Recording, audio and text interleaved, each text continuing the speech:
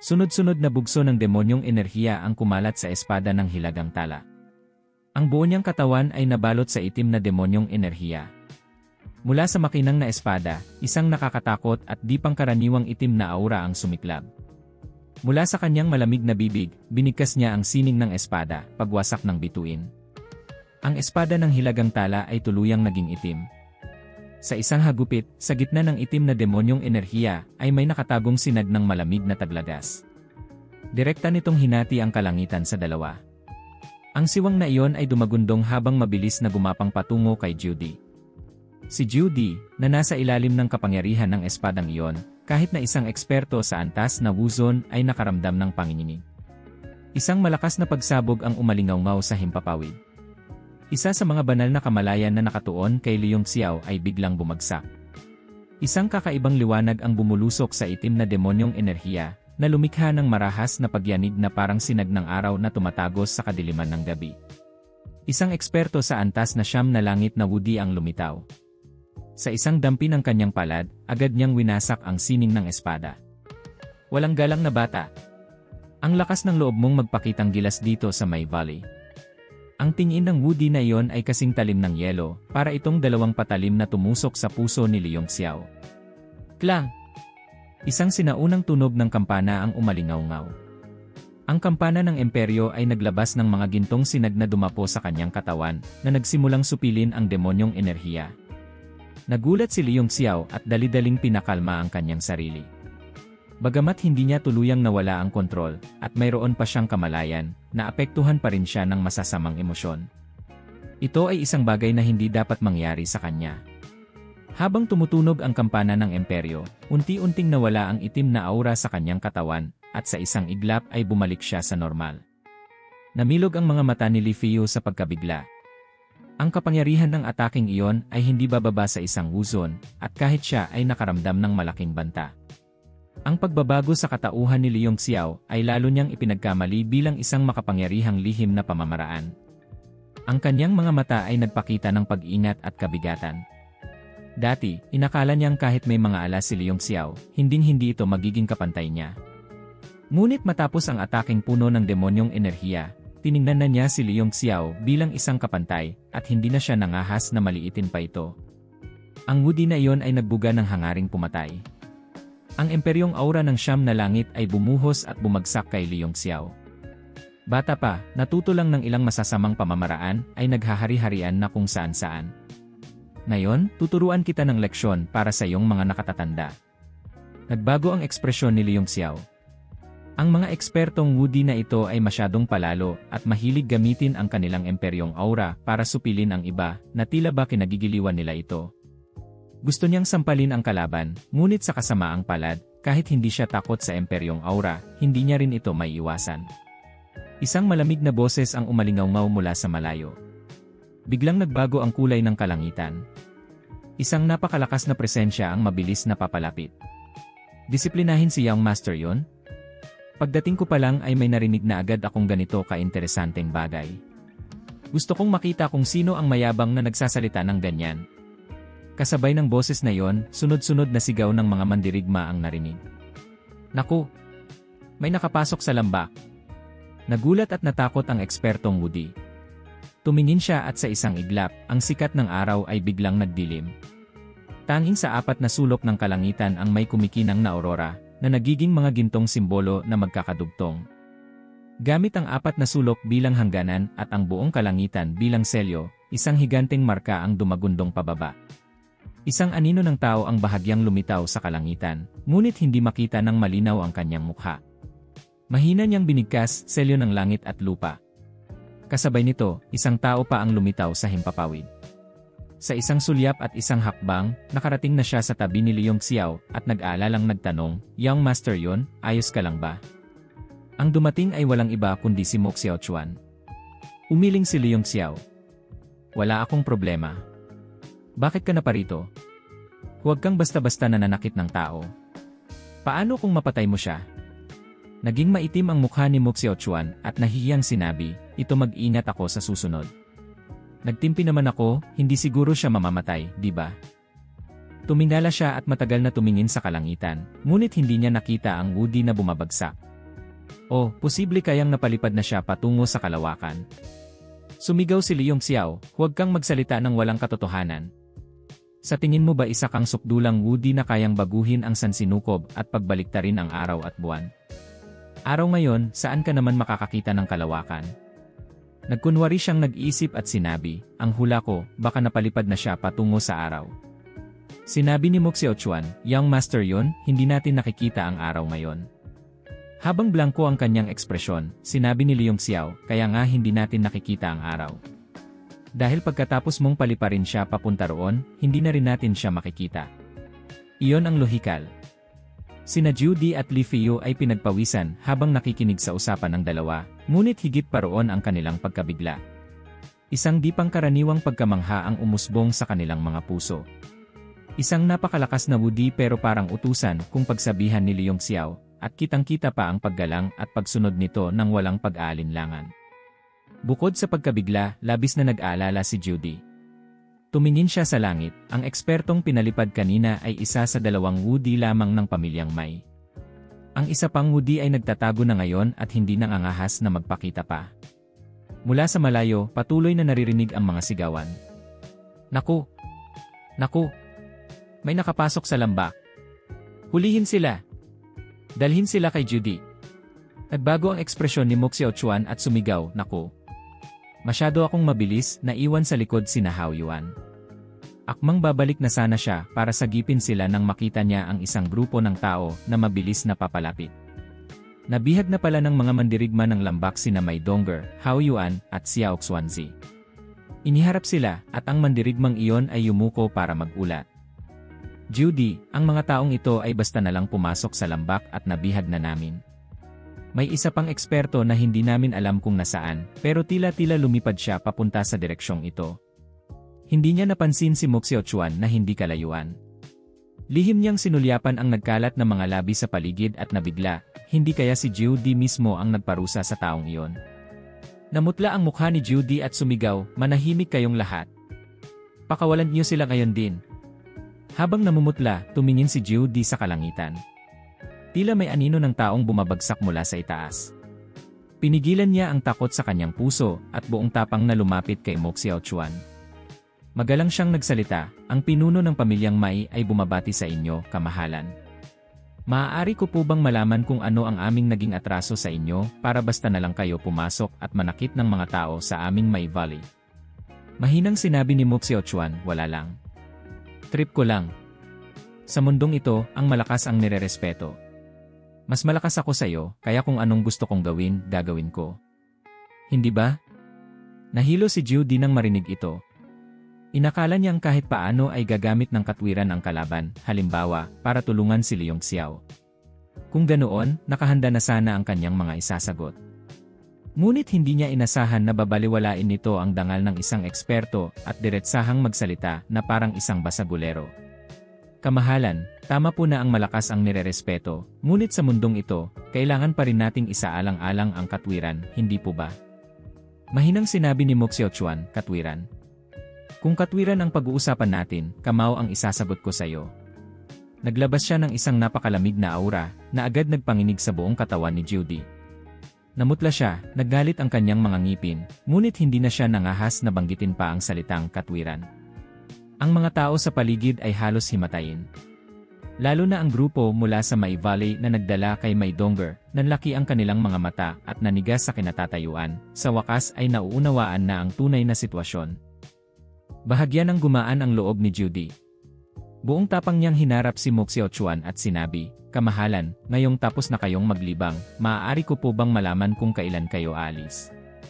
Sa puntong ito, hindi na siya umaasa pang maibalik ang karangalan o makapaghiganti. Ang tanging hiling na lang niya ay umalis na agad ang mga taong nasa harap niya. Sinabi ni Mo Xiaochuan, depende sa magiging lagay ng loob ko. Hindi na rin nakapagpigil si Li Feiyu. Lumapit siya at sinabi, Young Master yon, isa lamang itong hindi pagkakaunawaan. Ganap nang nakabawi si Leong Xiao mula sa kanyang demonyong estado. Walang emosyon niyang sinabi, hindi pagkakaunawaan. Napakalaking hindi pagkakaunawaan. Muntik na akong mamatay. Nang marinig ito ni Mo Xiaochuan, lalong sumiklab ang walang hanggang galit sa kanyang puso. Nang maisip niyang muntik nang mamatay si Leong Xiao, lalong tumindi ang malamig na aura sa kanyang katawan. Malamig niyang sinabi, "Young Master yun, naglakas loob ang mga taga May Valley na saktan ka. Sa tingin ko, hindi na sila kailangang manatili pa. Bakit hindi na lang natin bawasan ng isang sekta ang mundo ng mga mandirigma?" Napasinghap ng malamig na hangin si Judy at nanginig ang buong katawan sa takot. Nagmamakaawa siyang tumingin kay Li Fiu. Ngayon, sa impluwensya na lamang ni Li Fiu siya aasa para subukang ayusin ang sitwasyon. Hindi nakapagtataka kung bakit wala siyang takot na patayin ang batang pinuno ng sektang Diuhuin. Malinaw na hindi siya isang mahinang kalaban. Wala ring magawa si Li Fiu.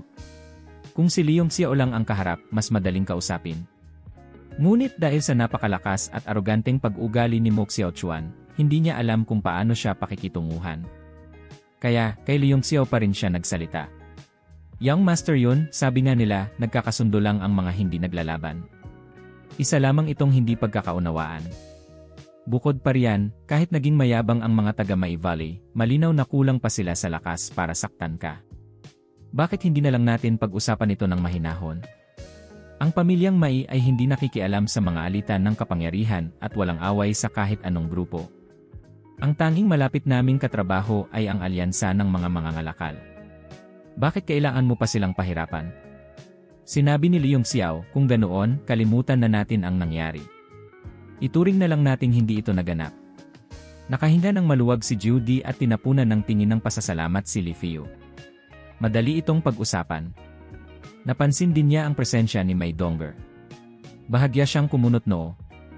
Agad niyang inutusan ang kanyang mga tauhan na maghanda muli ng isang piging sa ibang lugar. Bagamat napakarami pa rin ng handa, ang kapaligiran ay hindi na kasing sigla tulad ng dati, ito'y naging formal at malamig. Natuon ang pansin ni Judy kay Mai Dongger at sinabi, "Ikaw ba ang anak ni Wen Yae?" Tumayo si Mai Dongger at yumuko. "Ako nga po, si Mai Dongger, anak ni Wen Ise," nagbibigay galang po kay Judy. Isang malamig na aura ang bumalot sa mukha ni Judy.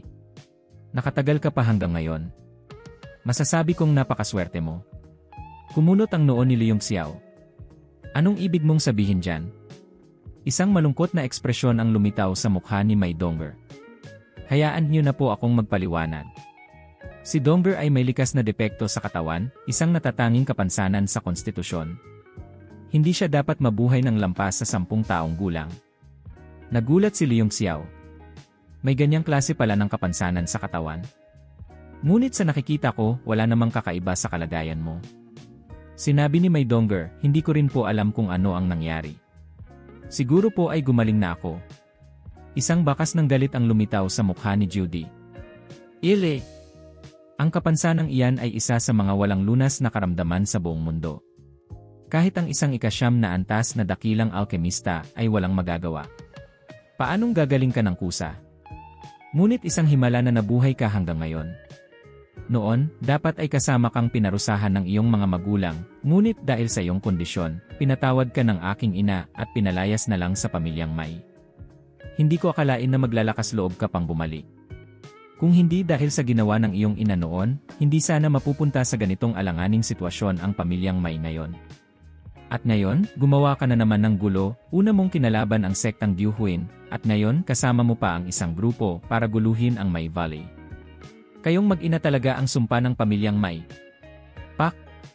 Ang tasang yari sa head na hawak ni Leong Xiao ay nadurog. Malamig niyang sinabi, "Judy, napakasakit pakinggan ng mga salita mo. Ang dahilan kung bakit ako nakaupo rito at nakikinig sa mga dada mo ay dahil sa respeto ko kay Dongger. Sa tingin mo ba, dahil lang sa pagmumukha mo, bibigyan kita ng pabor? Kung makarinig pa ako ng mga salitang hindi ko magugustuhan, huwag mo akong sisisihin kung sampalin ko iyang pagmumukha mo." Nagsiklab sa galit si Judy ngunit hindi siya nangahas na gumawa ng anuman. Ang kanyang mukha ay naging napakadilim na tila tutulo na ang luha. Mabilis na namagitan si Li Fiu, "Dahil magkakasama na tayong nakaupo, mag-usap na lang tayo ng dahan-dahan. Hindi na kailangang gumamit ng dahas. Sikapin nating lutasin ang lahat para maging masaya ang bawat isa." Mahinahon at magalang na nagsalita si Mai Dongger, "Noong taon na yon, dinala ako ni Lola E. Mayroon siyang isang sulat mula sa aking ina. Nang pumanaw si Lola E noong nakaraang taon, doon ko lamang nalaman. Iginagalang ko ang hiling ng aking ina na bumalik sa May Valley. Ang pagbabalik ko sa May Valley ang pinakamalaking hangarin niya. Galit na sumagot si Judy, imposible. Ang iyong ina ay nakagawa ng isang napakalaking kasalanan. Isang malaking pabor na nga na hindi ka idinamay sa parusa. At ngayon gusto mo pang bumalik sa May Valley. Hanggat ako ang pinuno ng pamilyang Mai, hinding-hindi iyan mangyayari. Kumunot ang noo ni Leong Xiao. Napakatindi ng reaksyon ni Judy. Posible kayang ang ina ni Mai Dongger ay nakagawa ng isang bagay na kinasusuklaman ng langit at lupa. Kahit papilitin niya itong tanggapin gamit ang dahas, magiging malaking problema pa rin ito sa hinaharap. Hindi niya maiwasang itanong, ano ba talaga ang ginawa ni Win Isi noon para kamuhian siya ng ganyan ni Judy? Naggalit ang mga ngipin ni Judy. Hindi lang ako ang napupuot sa kanya, kundi bawat miyembro ng pamilyang Mai ay kinamumuhian siya hanggang sa buto. Lalong kumunot ang noo ni Leong Xiao. Tila napakahirap lutasin ng problemang ito. Nag-isip ng malalim si Judy bago dahan-dahang nagsalita. Ang bagay na ito ay may kinalaman sa pinakapangunahing sikreto ng aming pamilya, ngunit dahil nagtanong na si Young Master yon, sasabihin ko na. Tulad ng nasabi ko kanina, ang mga taga-pamilyang Mai ay may malakas na kakayahang suriin ang mga kayamanan. Isang katlo nito ay mula sa aming dugo, isang katlo ay mula sa aming pamamaraan ng pagsasanay, at ang huling isang katlo ay nakadepende sa ilob na walang hangganan. Lahat ay tahimik na nakinig, puno ng pagtataka. Ang ilob na walang hangganan ay hindi pa nila naririnig. Nang marinig ito ni Mai Dongger, tila may naalala siya at naging kakaiba ang kanyang ekspresyon. Ang ilob na walang hangganan ay isang mahiwagang lugar na dumadaloy sa ilalim ng May Valley. Ang mga taga-pamilyang Mai ay kailangang magsanay sa loob ng ilob na iyon mula pagkabata para sa aming banal na sining ng pagtukoy upang makamit ang pambihirang talento sa pagtatasa. Ang pintuan patungo sa ilob na walang hangganan ay isang tarangkahan na hindi namin alam kung gaano nakatagal naririyan.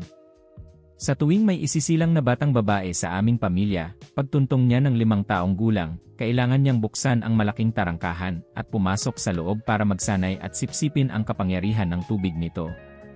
Kung mataas ang talento, 3 hanggang 4 na taon lang ay sapat na. Kung mababa, kailangan ng 10 taon o higit pa para magkaroon ng kaunting tagumpay. Siguro dahil sa pagsasanay ng ganitong pamamaraan, kaya ang mga babae sa aming pamilya, sa bawat henerasyon, kapag nag-asawa ng tagalabas, ay laging nagsisilang ng babae. Nagulat si Leong Xiao. May ganoong bagay pala. Naiintindihan ko na.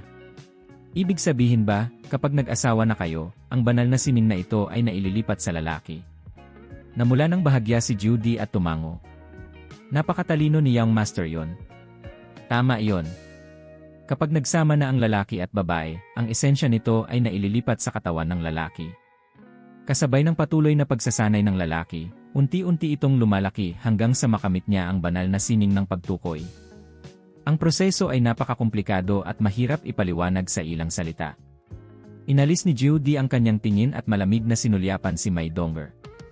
Ngunit mahigit 10 taon na ang nakalipas, hindi nagtagal matapos kang isilang ng iyong ina, nawala niya ang susi sa malaking tarangkahan na patungo sa ilob na walang hangganan. Namutla si Mai Dongger at tila hindi mapakali. Sinabi ni Leong Xiao na wala. Ibig sabihin, sa loob ng 10 taon, wala nang sinuman sa pamilyang Mai ang nakapagsanay ng banal na sining na iyon. Umiling si Judy. Noong mawala ni Win Iaye ang susi, sa sobrang galit ng aking ina, ipinatapon niya siya at ang ama ni Mai Dongger sa ilalim ng ilob na walang hangganan. Ang tarangkahan namang ito, sa loob ng 10 taon, ay pilit na pinananatiling bukas ng aking ina gamit ang sarili niyang lakas. Sa loob ng 10 taon, hindi ito kailanman nagsara. Ngunit noong nakaraang taon, dahil sa labis na pagod, pumanaw na rin ang aking ina. Kaya pala may ganoong kwento.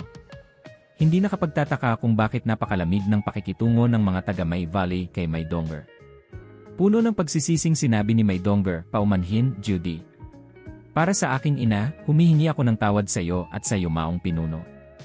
Lalong naging emosyonal si Judy at hindi napigilang sumigaw, paumanhin. Mabubuhay ba ng paumanhin mo ang aking ina? Mabubuksan ba ng paumanhin mo ang tarangkahang nagsara na? Hindi lang niya kinuha ang aking ina, kundi inilagay pa niya sa alanganin ang buong pamilyang Mai. Ang direktang epekto nito ay ang pagkawala ng aming banal na sining ng pagtukoy. Mula ngayon, ang pamilyang Mai ay maglalaho na lang sa kontinenteng ito. Biglang tumahimik ang lahat. Kumunot ang noo ni Leong Xiao at hindi nagsalita. Lalo namang nagulat si Li Fiu. Kung ganoon, ang kasalukuyang henerasyon ng pamilyang Mai ang huli ng magkakaroon ng banal na sining ng pagtukoy. Hindi lang ito makakaapekto sa pamilyang Mai, kundi pati na rin sa operasyon ng alyansa ng mga mangangalakal.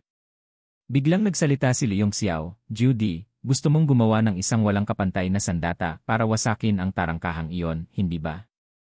Bahagyang tumango si Judy. Tama. Kung hindi namin kayang wasakin ang tarangkahang iyon, ang banal na sining ng pagtukoy ng pamilyang Mai ay tuluyan ng mapuputol. Kumunot ang noo ni Leong Xiao. Kung ito ay isang pisikal na bagay, siguradong may paraan para sirain ito. Sa totoo lang, hindi niyo kailangang maging ganito kahirap.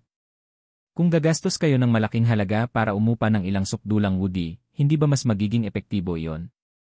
Mapait na umiti si Judy. Young Master yon, hindi mo ba talaga alam o sinasadya mo lang? Ilan lang ba ang mga sukdulang woody sa mundong ito? Kahit ubusin pa ng pamilyang Mai ang aming buong yaman, hindi kami sigurado kung makakakuha kami ng isa. Noon, naisip naming tipunin ang lahat ng lakas ng Mai Valley para gumawa ng isang banal na sandata. Kung may sapat kaming gintong kulang sa sikat ng langit bilang materyales, sa tingin ko ay kaya naming wasakin ito. Muling lumitaw ang pag-asa sa kanyang mga mata. Nakikita ko na ang espada ni Young Master yun ay gawa sa bakal mula sa hilagang tala. At isa pa itong ikasyam na antas na sandata. Kung handa mong isakripisyo ang iyong minamahal na ari-arian. Walang alinlangang tumanggi si Leong Xiao. Huwag na nating pag-usapan pa. Hinding-hindi yan mangyayari. Ang kanyang espada ng hilagang tala ay konektado sa mapa ng mga espada ng langit na kanyang nililikha, bawat isa ay napakahalaga.